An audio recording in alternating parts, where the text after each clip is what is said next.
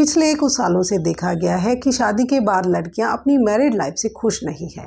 उन्हें लगता है कि जो लाइफ उन्होंने सोची थी, जिसके सपने देखे थे, वैसा उन्हें कुछ नहीं मिला है।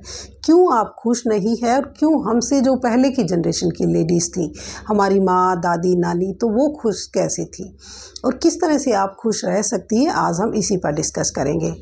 नमस्कार, मैं सरिता सेलवान। जो पहले की औरतें थी वो अपनी बराबरी का झंडा लेकर नहीं घूमती थी कि मैं बराबर हूँ अपने हस्बैंड के। वो अपने आप को उनकी नीचे मानती थी, वो उनको अपना मालिक समझती थी, उनके पैर छूती थी। तो इस तरह से उनके जो ड्यूटीज़ थी वो बटी हुई थी कि वो बाहर काम कर रही है, वो घर में काम कर रही है। लेकिन आज की जो लड़की है वो दोनों को बराबर मानती है और उसे अपना मालिक नहीं बल्कि सिर्फ एक पार्टनर समझती है, बराबर समझती है, जो अच्छी बात भी है।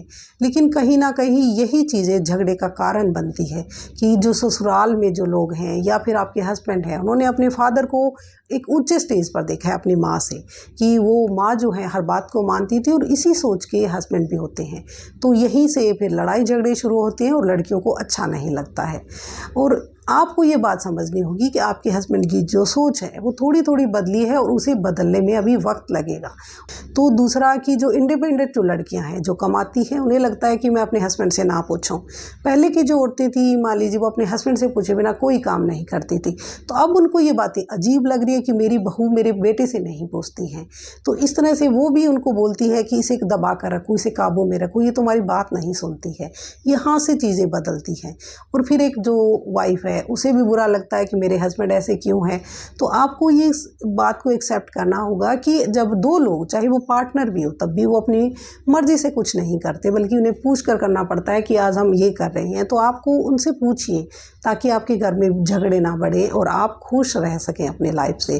जो जेंडर रोल बदल रहा है कि लड़कियां बाहर कमा रही है, लड़के घर में मदद कर रहे हैं, लेकिन इसका मतलब ये बिल्कुल नहीं हो जाता कि आप चाहे होम मेकर हैं और आप चाहती हैं कि आपके हस्बैंड घर में काम करें।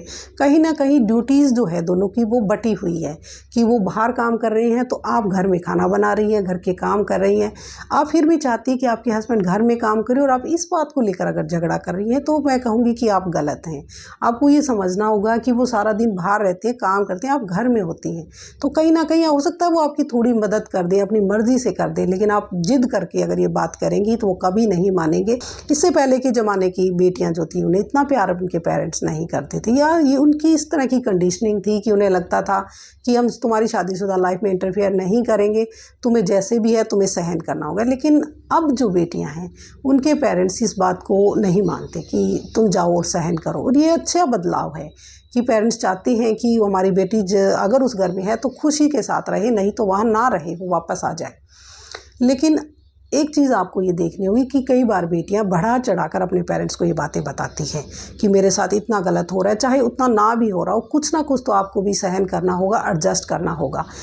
दूसरा कि अगर आप अपने हस्बैंड से वैलिडेशन चाहती हैं, यानी कि आप तारीफ़ चाहती हैं, आप चाहती हैं कि वो आपको कहे कि आप अच्छी माँ हैं, आप मेरे बच्चों को बहुत अच्छे से केयर करती है, घर को संभालती है, खाना अच्छा बनाती है, और जब यही वैलिडेशन हस्बैंड से नहीं मिलती, कि कुछ हस्बैंड ऐसे होते हैं जो बोल कर नहीं बताते, वो आपसे प्यार करते हैं, आपकी केयर करेंगे, लेकिन वो ज़ुबान से नहीं बोलेंगे, तो औरतें जो हैं वो सोचती हैं कि मेरे हस्बैंड अच्छे इंसान नहीं है या फिर मुझे प्यार नहीं करते।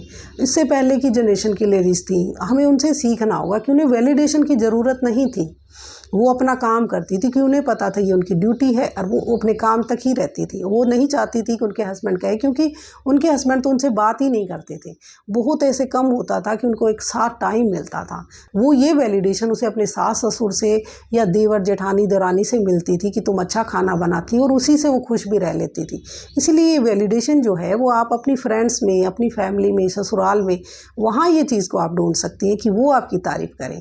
या आप सोशल वर्क करिए, अगर आप घर में रहती है, छोटा मोटा बिजनेस करिए, ताकि आप अपने आप को वैलिडेशन दे सकें कि आप कमज़ोर नहीं हैं, आपको ज़रूरत नहीं है दूसरों से तारीफ़ की। और जब आप सोशल मीडिया देखती हैं तो आप देखती हैं कि दूसरों की लाइफ बहुत अच्छी है, मेरी लाइफ ऐसी नहीं है, वो घूमने जा रहे हैं, हमारे पास पैसे नहीं है। और सबसे बड़ी बात कि पैसा जो है वो एक बहुत बड़ा मुद्दा बन गया है। हर किसी को सब कुछ चाहिए। पहले की जनरेशन की लेडीज़ तो थी, उनके पास इतना कुछ नहीं होता था, या फिर ये कहीं उस ज़माने में ऐसी चीज़ें ही नहीं होती थी। अब सबको फ़ोन चाहिए, गाड़ी चाहिए, अच्छे कपड़े चाहिए, और आपको किटी पार्टीज़ में जाना है तो बार बार आपको ड्रेसेस चाहिए। तो इन सब चीज़ों के लिए पैसा चाहिए, और जब पैसा नहीं है, फिर हस्बैंड चाहे कितना ही अच्छा हो, जो पत्नियां हैं वो अपने हस्बैंड को तभी प्यार करती हैं जब उसके पास पैसा है। ये एक बहुत बड़ी सच्चाई है।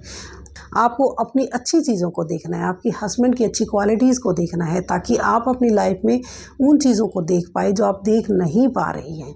आप दूसरों की लाइफ को देख रही हैं, उनके अच्छे मोमेंट को देख रही हैं जो वो सोशल मीडिया पे लगाते हैं। आप वो मोमेंट उनके नहीं देख सक रही हैं जो घर में वो झगड़ा करते हैं। इसीलिए दूसरों से कंपैरिजन बंद करिए। सबसे बड़ी बात जो लड़कियों में है ना खुश रहने की, वो अनरियलिस्टिक एक्सपेक्टेशंस रखती हैं। वो ऐसी उम्मीदें अपने हस्बैंड से जोड़ के रखती हैं कि वो मेरे इतने सपने पूरे करेगा, मेरे लिए ये करेगा, वो करेगा। और जब वो नहीं करता, सपने टूटते हैं, फिर वो बिखरती हैं और फिर वो इसी से ना खुश रहने लगती हैं कि मेरे को लाइफ में कुछ नहीं मिला है। तो आपको पहले से ये बात का पता होना चाहिए कि जिस लड़के से आप शादी कर रही हैं वो आपसे थोड़े साल पहले तक, या अगर अरेंज मैरिज है तो वो कुछ महीने पहले तक आपके लिए एक अनजान लड़का था। वो क्यों आपके लिए सब कुछ करेगा? ये गिव एंड टेक वाला रिश्ता है कि जब आप उसे कुछ देते हैं तो वो बदले में आपको देता है। इसीलिए जब आप प्यार करेंगी, उनके घर का ख्याल रखेंगी, सारे काम करेंगी, तो वो आपसे प्यार भी करेगा और वो कोशिश करेगा कि आपकी सारी फरमाइशें पूरी करे, आपके सपने पूरे करे। और पर उतना ही कर सकता है जो उसके बस में है। अगर वो इतना कमाता ही नहीं है कि आपको फ़ॉरेन टूर पर ले जा सके, तो वो कहाँ से आपको ले जाएगा? इसलिए ऐसी चीज़ों को छोड़कर आपको छोटी छोटी खुशियों पर ध्यान देना है कि आपकी लाइफ में क्या क्या अच्छा हो रहा है। आपको ये बात को याद रखना है कि दूसरों के साथ कंपैरिजन नहीं करना और अपनी सोच को बदलना है। जो आपकी सोच है कि आपको लगता है कि मैं खुश नहीं हूँ, बाकी सब खुश हैं, तो आपकी मैरिड लाइफ भी उतनी ही अच्छी है जितनी बाकी लोगों की है। अगर वो बिल्कुल ही अच्छी नहीं है तो फिर उससे आप अलग हो जाइए, आप डिवोर्स ले लीजिए। लेकिन अगर आप उसी इंसान के साथ रहना चाहती है तो फिर खुशी के साथ रहिए। दो ही रास्ते होने चाहिए कि या तो अलग हो जाइए या साथ रहिए। और अगर आप साथ रह रही हैं तो आपको ये बात सोचकर उनके साथ रहना है कि आप खुश हैं। आप अपनी सोच को जब तक नेगेटिव रखेंगी तो फिर आप खुश नहीं हो सकती। आपको अपनी सोच को पॉजिटिव करना होगा, अपनी अच्छाइयों को देखना होगा, अपने हस्बैंड की अच्छाइयों को देखना है कि आपके पास क्या है उसको देखना है। क्योंकि अक्सर हम लोग जो हैं वो देखते हैं कि क्या हमारे पास नहीं है, हम वो नहीं देखते कि क्या हमारे पास है। आप इस वीडियो को शेयर करें, चैनल को सब्सक्राइब करें और मुझे कमेंट्स में बताएं कि आपकी मैरिड लाइफ कैसी चल रही है। मिलते हैं नेक्स्ट वीडियो में, तब तक के लिए बाय एंड टेक केयर।